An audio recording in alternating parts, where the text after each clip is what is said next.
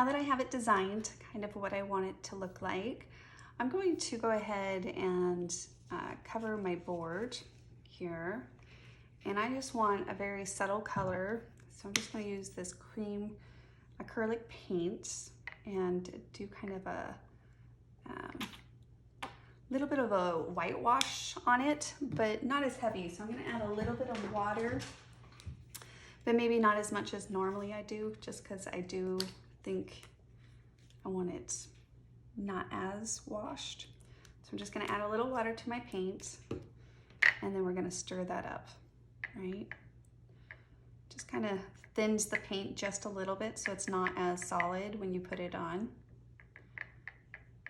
And you can keep it raw if you wanted to with the raw paint, but it is unfinished, so I'm going to go ahead and add a coat of paint to it.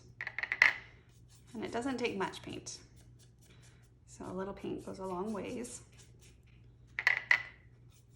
And you're just going to cover all the surfaces that you want. You can paint the edges if you want to as well. I'm just going to go straight to the edges and leave those raw, but if you wanted to, you could paint it as well.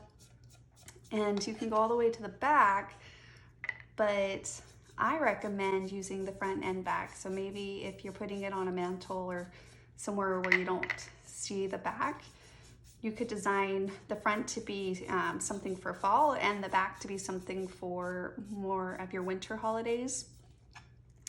And kind of reversible in that way, double usage. This side only has the engraved lines on it, so it kind of gives you that shiplap look, right? The other side is just a flat, no lines in it, which could be great for covering it with paint or just one, like, or paper. So you could do a coat of paint or use some Mod Podge and cover it with some paper. So I'm gonna let that dry for a moment. And like I said, it was just a really thin coat. So almost got this cream color to it that I think will be perfect to make these colors pop that I'm designing with. There we go. And then I just used a little, I don't know what you call this, poker, and just removed the paint from the grooves there, just to make them a little stand out more as far as the dimension goes of them.